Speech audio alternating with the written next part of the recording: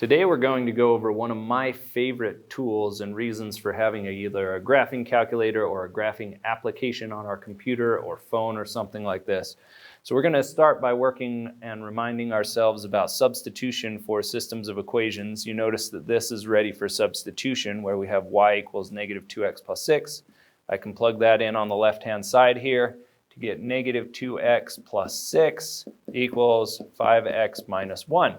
And we've taken these two equations, we've combined them into a single equation, which we can then solve. If I wanted to, I could take these two things and separate them back out into the separate equations again. And I'm going to do just that with these two equations. So I'm going to take this side and I'm going to create an equation out of it. That side becomes y equals negative 6 times x plus 4. And over here, we're going to separate this into a second equation, y equals negative 3x minus 6. Now, why do I want to do this? The purpose of separating this out into two different equations is so we can put it on a graph and we can solve by graphing. So let's go ahead and do that. I like to have this in slope-intercept form, so I'll distribute that, get y equals negative 6x minus 24. And here we're going to keep it as y equals negative 3x minus 6. And we can graph both of these. All right, my graph over here doesn't have enough space for my y-intercepts, so I need to go by 2's right here. So 2, 4, 6, 8, 10, 12, 14, 16, and so forth. I need to go down to negative 24 for my y-intercept. So 2, 4, 6, 8, 10, 12, 14, 16, 18, 20, 22, 24. This will be negative 24. My slope is negative 6, so I'm going to go down 2, 4, 6, and over 1. I'll just keep my x's as 1, or up 1, 2, 4, 6, and left 1. And we can add more points if we needed. All right, the next one is going to be negative 3x minus 6. So 2, 4, 6, that would be here at negative 6. And we're going to go down 3 and over 1, and that would put us right here, or up 3 and left 1. Okay, our intersection I can see is going to be up here, so I'm going to go up 3, left 1, up 3, left 1. We're going to do a few of these until we see if we can find our intersection point. So up 6, left 1, up 6, left 1, up 6, left 1, up 6, left 1, and up 6, left 1. And here's our intersection. So we've got our intersection point right there. That ends up being at positive 12. And negative 6, so our ordered pair is negative 6, positive 12.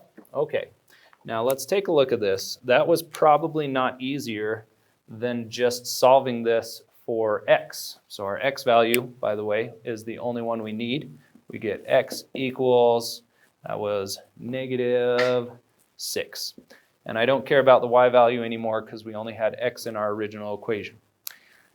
So for this one, I don't think it was all that helpful, but as your equations get more and more complex, it ends up being more and more of a useful tool. Let's take a look at this one.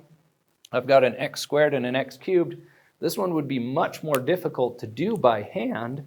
We'd have to use a lot more strategies that we haven't learned yet.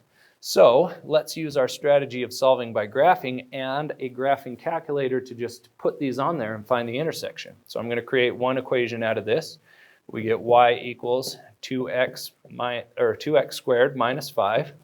And then this equation becomes y equals x cubed plus 7. So we have our two equations set up, ready to be graphed on our graphing calculator, and we're going to go ahead and do that on the computer.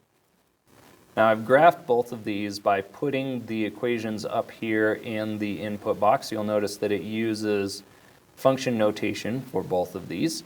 You can see the graphs over here, and all I have to do is find the intersection. So I'm going to go to these tools and click the point tool. If I go and put a point right here at the intersection, then I can go back and look at the ordered pair. It gives it right here. We can see it's the intersection because it says intersect right there, so that's nice. I'm going to move this over so I can see it. And you'll notice that it is not a nice point, so this one would have been very difficult to do by hand, but with the graphing calculator, that's a piece of cake. In our original equation, which was 2x squared minus 5 equals x to the third power plus 7, The only variable we have is x. So we're going to look at our x value right here, and I'm going to round that to negative 1.78, and that's my solution. X equals negative 1.78. Thank you.